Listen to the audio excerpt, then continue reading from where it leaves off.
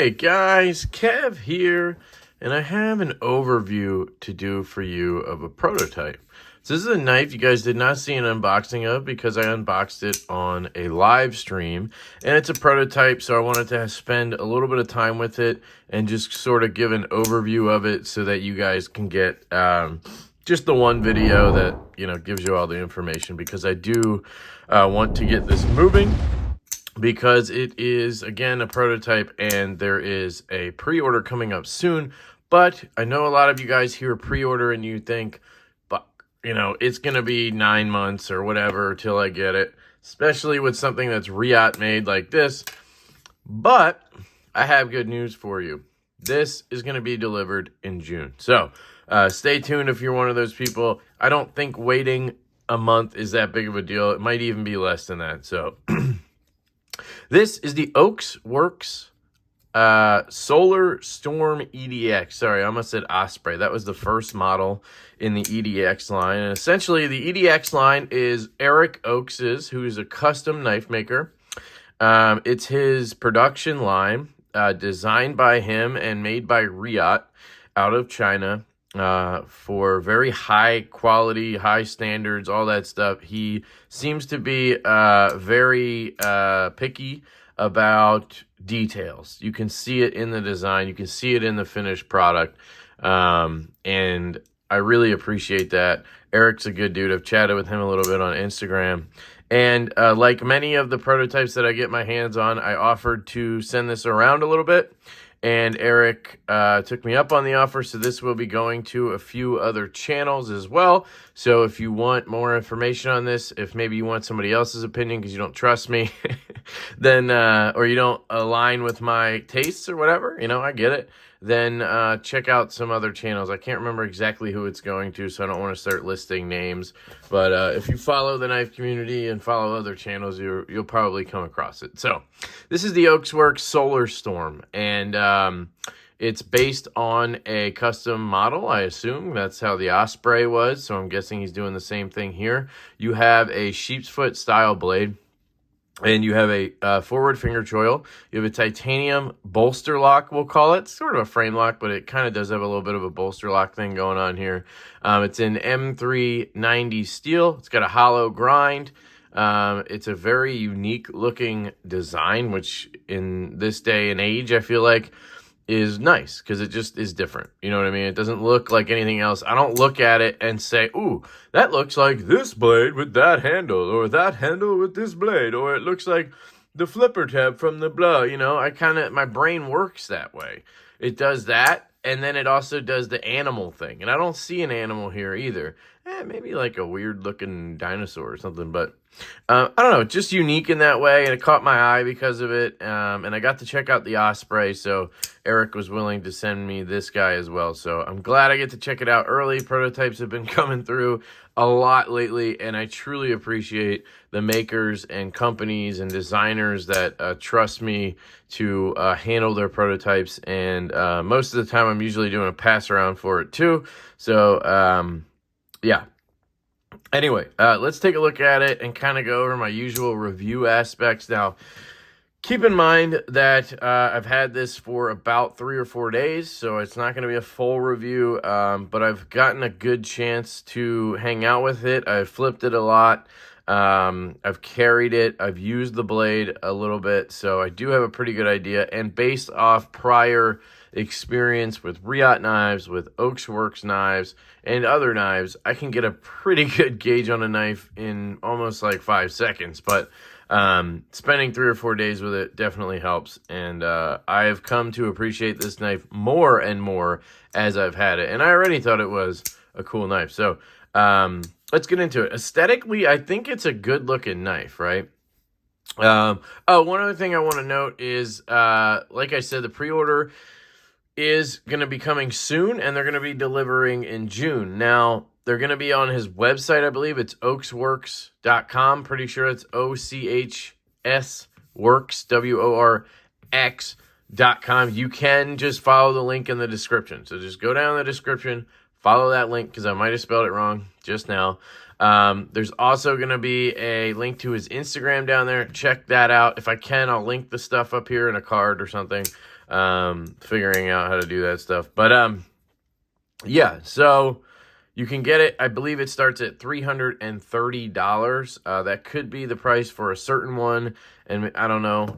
But I saw $330, so it's around there. With the Osprey EDX, it was, I think on pre-order, it was $310 for G10 inlay. It was $320, I think, for micarta, and then it was $330 for the CF on pre-order, and then it was an extra $30 once they came in attached to each of those, right? This one could start at $330. I don't know. Your options for inlays are going to be this. This is sort of a green micarta, it looks like. It's like an OD green micarta. You also have a standard weave carbon fiber version, black, just standard weave carbon fiber. And then you have two fat carbon versions. I believe it's Arctic fat carbon, and maybe it was Mars Valley, or I forget, it was one other one. It looked orangey. It might be the snakeskin one. I'm not sure, but it was an orangey looking one. So you have two fat carbon options, standard carbon fiber and micarta. I think that's a great selection there. It kind of hits everybody's points, you know, hits everybody there. If you want micarta because you like the feel in hand, you know, you're going to use the knife more, totally understand. Now, it is a sort of slick micarta. If you guys haven't handled the recent micarta coming from Reate, an example would be the micarta on the, it's probably the same exact micarta. Oh no, it's a little bit different looking, unless they just put it in cross-cut. It's hard to tell. They usually use the same, but I will be honest. I will tell you that makers tend to send materials to Reate, so could just be that. But Reate uses a lot of this sort of it's hard micarta. Like, it's hard and it's slick. It's not like grippy at all, if that makes sense. So keep that in mind, because this feels just like that. It's not very grippy or anything. So me personally, I'd probably go with a cool fat carbon like Arctic, you know. But of course, I'm guessing if this is $330, the Arctic's gonna, you know, that fat carbon one's gonna be $350 or more, because those pieces of carbon fiber or fat carbon are really expensive. All right, so we got that covered. Keep an eye on his website. I'm sure he'll announce it on the Instagram as well. He didn't give me a date, so I can't give you a date. But it is coming very soon, and delivery is in June. Okay, so aesthetically, I think it looks good. I really like the design. It's a thin knife. I don't ever have a problem with thin knives. I guess I do if they're too thin, if there's no other kind of design element to it, if that makes sense. If it's just thin like this, and when I say thin, I mean like this, like short, if that makes sense.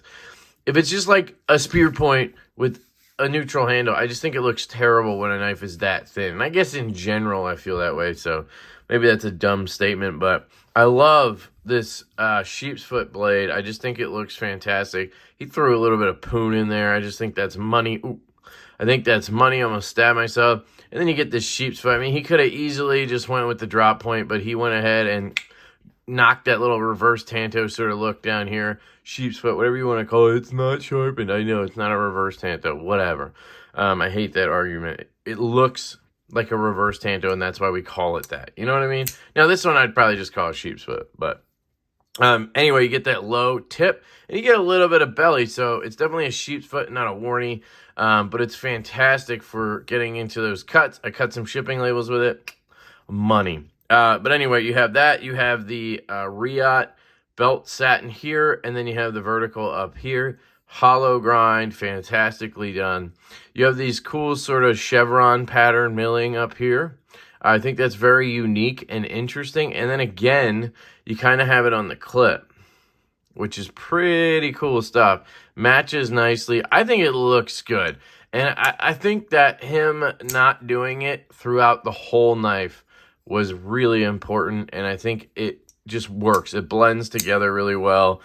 You kind of have a bolster up here, right? And then you have it on the clip. I just think it's subtle, and it's really nice. I appreciate it. You have a lanyard spot back here. I can take it or leave it. It didn't look like he moved the clip to fit it, so that's fine for me. I just don't like lanyard holes that much, so I would have just, you know, came back there, but it's fine.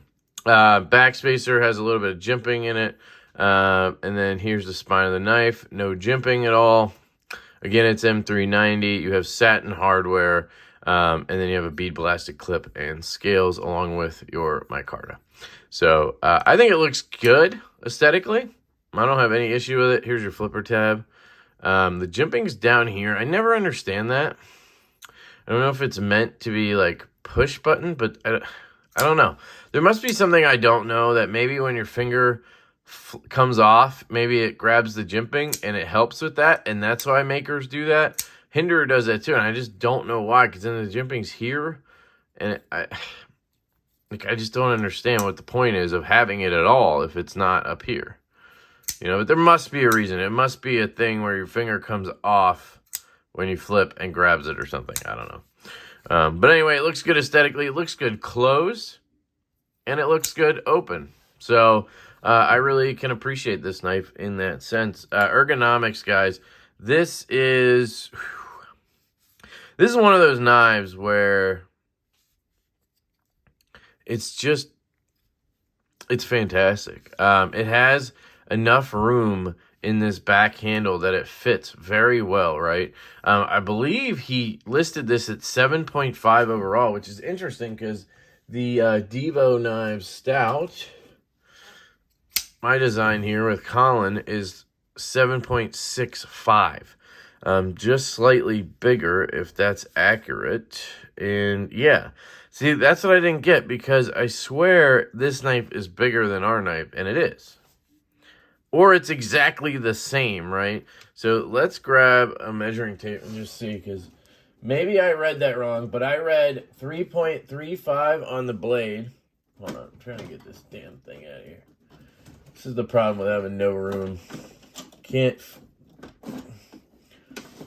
These drawers are like stuck together. Come on.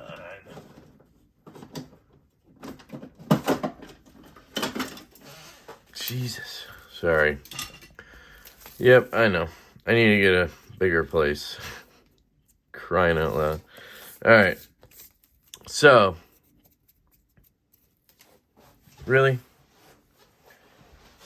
It's been a long day, guys. Kid with the sleep regression is continuing. And I think I went on 3 walks today and a 2-hour drive. Just, anyway. The stout here from tip to tail is 7. Here's 7.5, right? It's a little over that. We have it at 7.65. Then you have the Solar Storm here. And this guy from tip to tail, tip to tail is going to be, yeah, just at 7.5.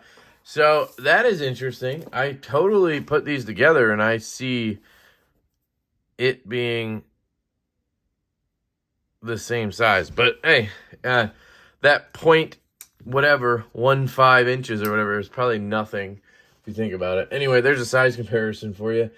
Some knives you guys might know. The Oz Roosevelt, not sure why, just grabbed it. So there's that one. What else can I grab? We have the Asher Knives Nomad Frame Lock. Is that a good comparison? Yeah, that's a great comparison. This one's 3 1/4, so it's a little bit longer on the blade, the Solar Storm, but the handles are about the same length. Interesting. So, love that knife, by the way. And we can grab the Reate Knives Subjugator, loaned in by Neves Knives. There you go. Again, almost identical in size, so there you go. Ergos, though, are fantastic. Just fits really well in the hand back here. And the spine is just very, it's just comfortable, you know. And then this choil, guys, is one of those just hand melters. And your thumb lands right before the poon.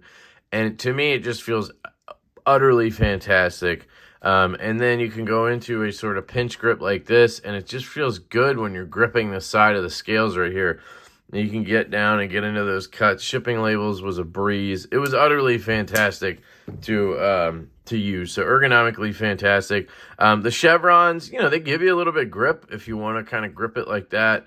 But they don't hinder you. Sorry, I said that like hinder you. It does not hinder you at all. So that is the Ergos cutting. Again, fantastic. And this is a knife that needs a hollow grind. Because it's such a short blade, you need that hollow grind down here to get as thin as you can to the edge. And they did a good job. It is sticky sharp. Like my finger is catching I don't know if you can see, but I'm gonna have little divots in the fingers after that. But fantastic edge. It's Reate. They do a pretty good job with the grinds. I'd say that they're not like the best. You know, a lot of people seem to think that Reate can't do any wrong, but I've gotten a lot of knives that I feel like they need to be sharpened right after I get them.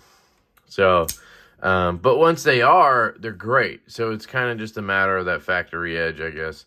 But anyway, this one's really good. That tip is not super dainty, but obviously it's not going to be the most robust. But the fact that it's a sheep's foot kind of keeps it a little bit, you know, stout and not too dainty. It works fantastically. I love having just that simple drop from right here to there is just a game changer on the knife.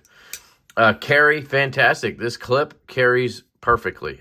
Milled clips are so hit or miss these days. And this one is fantastic. Oh, here's another comparison. This is what I was carrying earlier today, or no, today, is the Pena Knives X Series Bravo. And I was thinking that might be a good comparison. There you go. Yeah, they're almost the same size as well. They basically are, honestly. This is a fantastic knife. The lock bar access kind of sucks. But other than that, it's really, really good. I'm digging it. Is that it? I mean, I don't want to give you a bunch of size comparisons, but I don't know. Some of you might not have this stuff. So here's a Saga pen. Here's a Sharpie, if that helps at all. Dapper Designs Ion and an Olight Baton Pro, both in titanium.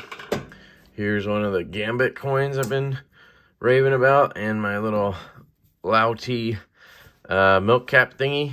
If you guys know, you might know. If not, you don't. Anyway, that's enough size comparisons. So cutting's fantastic. Carry's fantastic. The chevrons don't cause any issues because it's not on the underside or anything. I know that's stupid, but you look at it and you might be like, I don't know. But it's great. It carries fantastically. I'd guess carbon fiber and stuff would carry even better because it's going to be a little bit smoother. Transitions, fantastic. Sounds.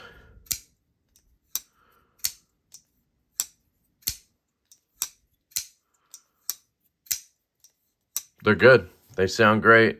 It's not like, you know, the greatest sounding knife, but it's definitely not a negative. It's not, I would say it's above average. So it's probably a 6 out of 10. All right, let's talk about action / fidget factor. And you guys know I've been talking about the whole fidget thing lately. I was just showing this off, my little fidget toy. Expect a lot more of this stuff coming soon. I'm not done with knives. I still love knives. But I got a bunch of this stuff on the way. I'm excited about it, right? And when I get excited, I go balls deep. So I went around my house just looking for stuff I had, fidgety wise. And I found like all this shit I already had. So, you know, I've obviously been into it. I'm not a big spinner guy, but I'm starting to appreciate it because it's quiet. You know, I pissed my whole family off yesterday with this thing at dinner.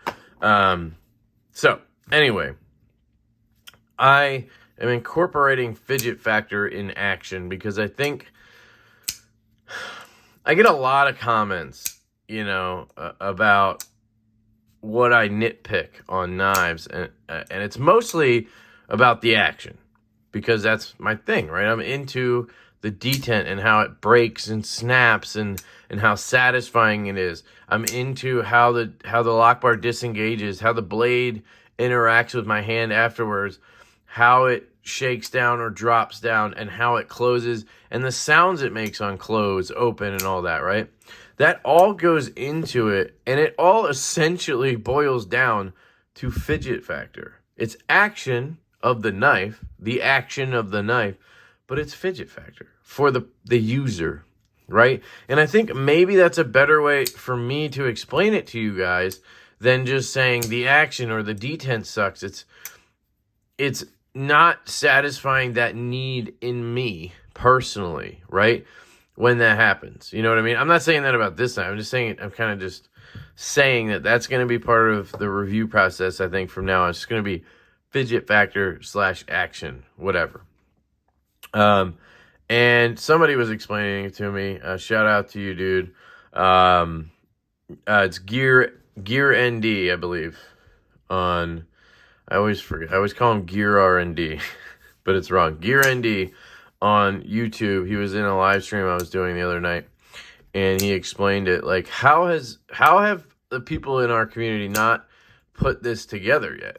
You know, that it's the same thing. This, what satisfies me about this,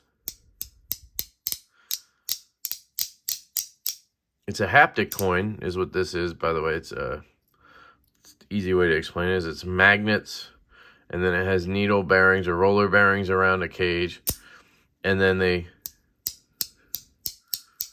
when the magnets click across, it gives you this haptic feedback in your hand, and it also makes this nice sound. You can do it harder, and then it'll be less clicky. I've found ways to make it basically silent like this. And you can just roll it around in your hand. You could do whatever, right? But it's the haptic feedback and the sounds and everything that gives you the fidget factor that kind of calms you, you know? If that's your thing. I get it, guys. Not a lot of you are like, what the fuck? I get it. And that's the same thing with knives, essentially, is what I'm saying and what this guy, Gear R&D, was kind of putting together. And it makes so much sense now, right? If you think about that, and then think about the things I complain about on knives, about detents not deploying all the way, you know, it doesn't drop to my nail, it doesn't shake, it doesn't make the greatest acoustics. Maybe that helps explain that to you guys, why it's important to me personally, and maybe not to some of you. Some of you just don't care, because it's not something that your body, mind craves, if that makes sense. So anyway, the action / fidget factor of this knife is fantastic. It's got a flipper tab that's very well done. The detent, I mean, what else can you ask for? It shoots out and it locks up every time. And it feels good in the hand when you do that, if that makes sense. It just, your finger deploys the knife, slides down, the knife goes whoosh, and locks up. It doesn't just go, I'm going to lock up, right? It's like, wata! It feels really good. And then when you disengage, the blade drops, but not too hard, not too far. It doesn't destroy your nail. And then light shake, boom. I mean, it's fantastic. And this is a brand new prototype, so it's going to break in. I do believe I had to Loctite the pivot at one point. It's rock solid right now. And you saw there, you can, if you put your finger up too high when you disengage, you can hit the flipper tab, right? So what you got to do is just get low. Unless you want to, you just get lower, and then it passes right through. And it's excellent. This is going to break in fantastically. I'm guessing it'll take 5mm 1/16 skiffs, just like the Ochsworx EDX did. So if you want to pimp it out. So the fidget factor's good, guys. I mean, the detent's there, the action's there. It's not a dropper, but you got to see it's a very light blade with a hollow grind. It's not going to drop. But it does drop to there. I mean, I don't know what else you really want. You know, yeah, it could glide shut after, but this is not one of the ones that, like, it bugs me that it doesn't guillotine shut. You know what I mean? It bugs me on knives where it's got a huge-ass blade, and it just should, you know? So anyway, this one's fantastic. Detent's good. Action's good. It's satisfying. The sounds are good. The ergos are fantastic. The cutting performance, fantastic. The looks, fantastic. It's a home run, guys. Ochsworx, Eric over there, just nailed it on this one. So if you guys want to pick one up, keep an eye out on his Instagram. Again, link below. Keep an eye out on his website, link below, and pick yourself up one. Made by Reate in China, sold by Eric Ochs here in America. And it's going to be starting around $330, I believe. So really cool knife. That is the Solar Storm EDX. So thank you guys for checking out. I'd love to hear your thoughts down in the comments about the knife, about the pre-order, about only having a month till you get the knife. Is that something you guys would prefer on pre-orders going forward? It's kind of a dumb statement. I guess everybody would prefer to get their knives earlier. So I don't know, but it's something that I personally want to get to that point too with Devo knives. It's just the way I think to do it. If you have enough money to cover the 30% deposit, then you can just do the pre-order before the final payments due, the other 70%. That's when you really need the funds. And then you can deliver, you know. So I don't know. Let me know in the comments what you think about the fidget factor thing. Are you into it? You know, you've probably seen a couple of videos on it now. So I probably have gotten your thoughts on it already. But I love you guys so much. I appreciate all the support. I hope you guys have an absolutely fantastic day. And I will catch you later.